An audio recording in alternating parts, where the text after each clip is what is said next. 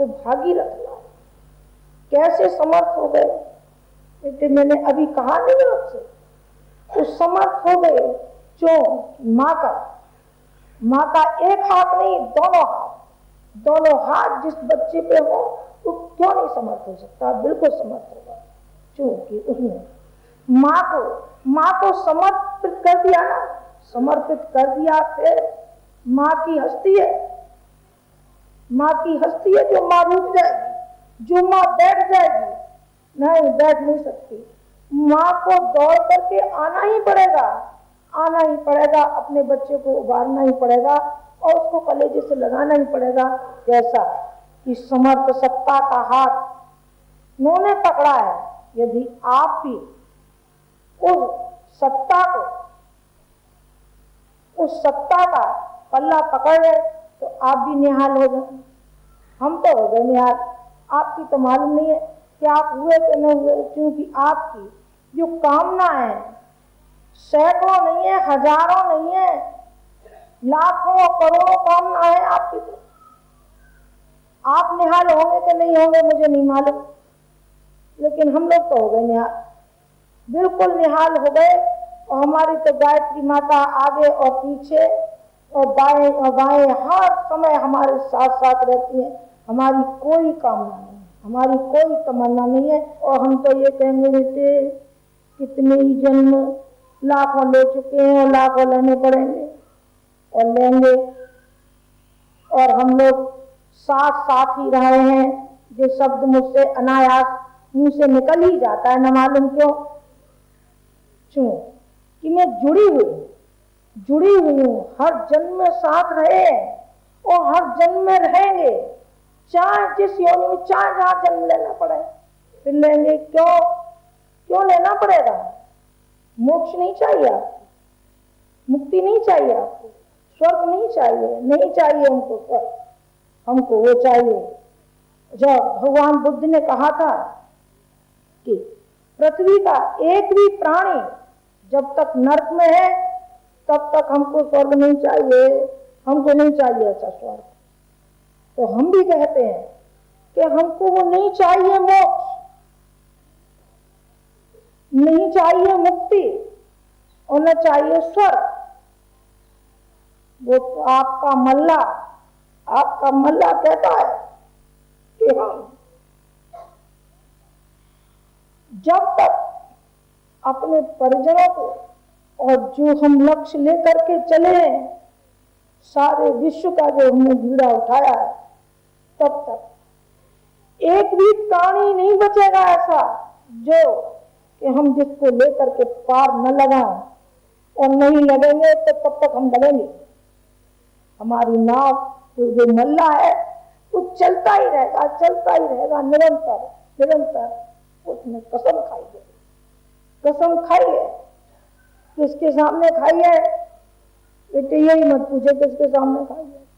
उसके सामने खाई है जिसका कि पल्ला पकड़ा है, जिससे कि जुड़ गए हैं, उसके सामने खाई। और किसके सामने खाए? कसम तो झूठी होती है। आज कसम दिलवा लो, फिर बच्चे खाते रहते हैं और सब आपस में कसम की क्या वैल्यू है।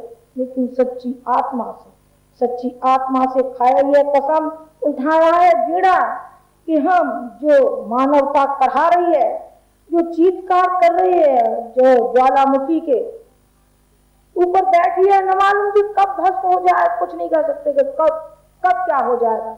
जब तक शांति नहीं आ जाती है तब तक हमको मुक्ति नहीं चाहिए, न हमको स्वर्ग चाहिए। तो फिर आप अमर होके आए हैं क्या? हाँ बेटे, इसमें तो कोई शक नहीं। कौन कहता है अमर होके नहीं आए? बता, सब अमर होते हैं। जीवात्मा अमर रहती है और शरीर बदल दिए जाते हैं। कपड़ा पुराना हो जाएगा, जरूर बदल देंगे, क्यों नहीं बदल देंगे। और बेटे हमको तो जल्दी बदलना है, बदलेंगे और फिर जन्म लेंगे, फिर काम करेंगे, फिर जन्म लेंगे, फिर काम करेंगे। अरे काम करना है, बैठना नहीं है।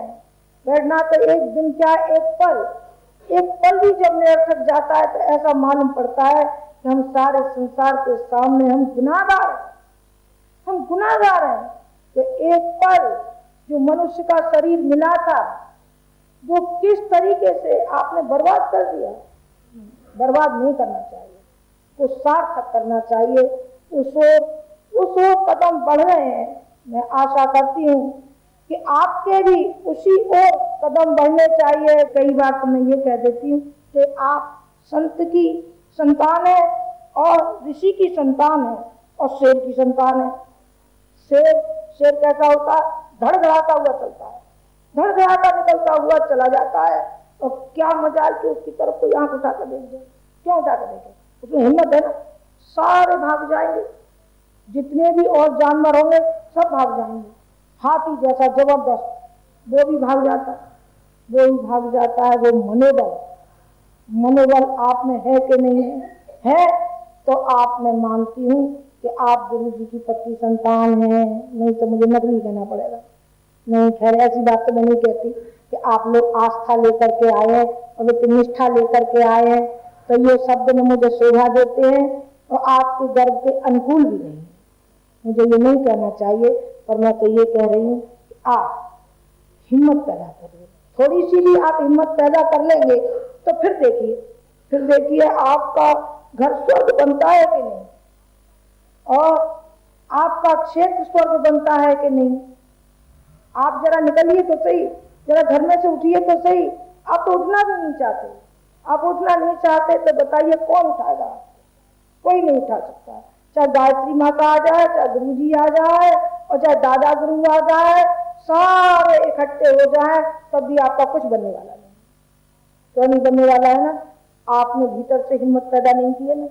आप जिस दिन हिम्मत पैदा कर लेंगे तो आपके सब एकाएक सहयोगी हो जाएंगे। कहते हम तो हैं, हमारी बात तो जाने दीजिए, हमारे तो आप बच्चे हैं। और कोई हो न हो पर मैं तुम्हारा हूँ, मैं खुशी के गीत गा गा कर सुनाऊंगा। लेकिन का उन्हीं का है।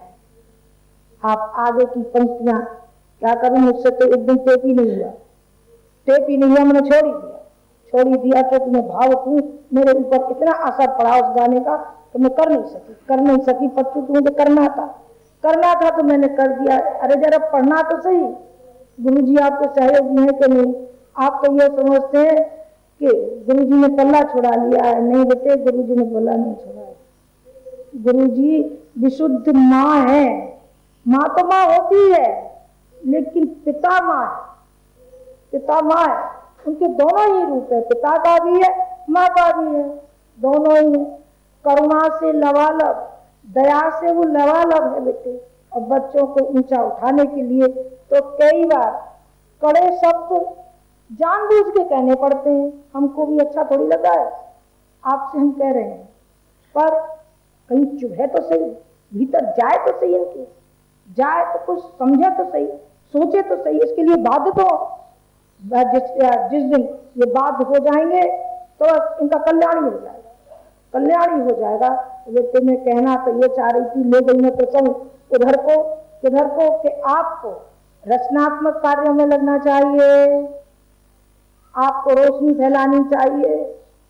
हाँ बेटे, संत का और ऋषि के दोनों ही स्वरूप रहे हैं, आध्यात्मिक भी रहा है और सामाजिक भी रहा है, माला भी रही है और भाला भी रहा है। गुरु जी के भी बेटे दो रूप, उनके तो अनेक रूप हैं।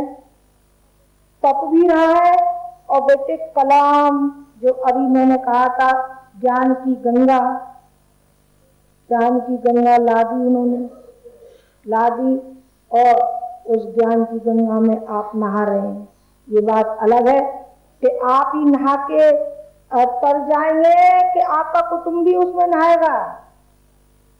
कुटुंब को भी नहाना चाहिए और समाज वालों को भी नहाना चाहिए। आप भी लाभ लीजिए और दूसरों को भी लाभ दीजिए, तब तो है। ठीक है, नहीं तो वो अपने ही सही हो गया ना, अपना ही स्वर्ग, अपनी मुक्ति। जो कुछ लाभ है सो हमारा है, और जो हमसे जुड़ गए या जो बन गए उनका क्या है।